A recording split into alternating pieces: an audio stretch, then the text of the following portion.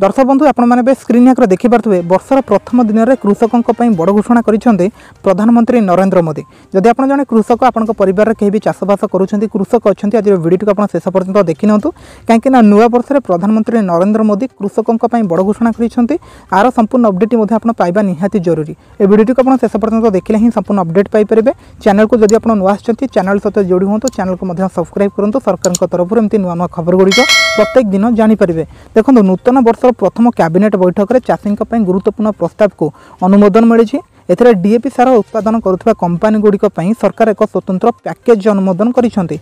एहा सहित चाषी को डीएपी अधिक अर्थ देवाक पड़िबो नाही एवं सेमाने सार उपर अधिक सब्सिडी पाई परिबे। कौन रही संपूर्ण खबरटी देखो। डीएपी उत्पादन करुवा कंपानी गुड़ी को दि जाइथिबा सब्सिडी व्यतीत सरकार आर्थिक सहायता देवे। तेणु 2025 प्रथम कैबिनेट बैठक में केंद्र सरकार डीएपी सार उत्पादनकारी को आराम प्रदान करुछन्ते। यह अधीन में सब्सिडी व्यतीत सेमानकु आर्थिक सहायता जोगाई देवाक अनुमोदन देइछन्ते। एही निष्पत्ति गुड़िकर उद्देश्य होछि कृषि उत्पादन वृद्धि करिबा, कृषक मानकु आर्थिक दृष्टि सहाय्य करिबा एवं अत्यावश्यक सार पाई सुलभ सुविधा जोगे देबा।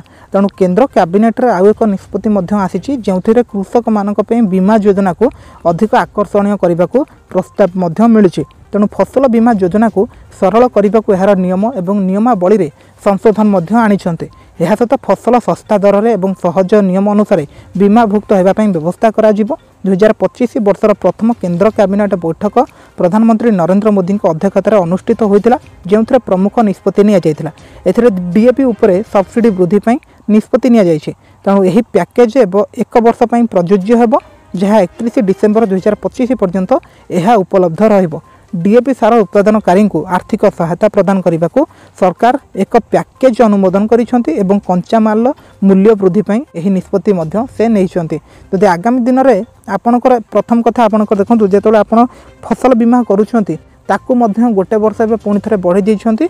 और आगामी दिन में जमी आपको फसल बीमा टंका मिलूला एवं आहरी अधिक टंका मिल पार। ता सहित आपणकर जो डीएपी सार किणुंट तार रेट कमिज आपन को किसी सब्सिडी मिल। एत सारा नुआ नुआ घोषणा कर नुआ वर्ष में मोदी सरकार। तो यह संपूर्ण अपडेट आपने पाइपारे। बस आउपर आहरी किसी अपडेट आसो आगामी दिन में आहरी पाइबापी नुआ नुआ अपडेट गुड़िक नुआ नुआ खबर गुड़िक आम चैनल सहित प्लीज जोड़ी हूँ। चैनल को सब्सक्राइब करूँ, वीडियो को गोटे लाइक करूँ और निहाती भाव आपंकर मतामत कमेंट करूँ।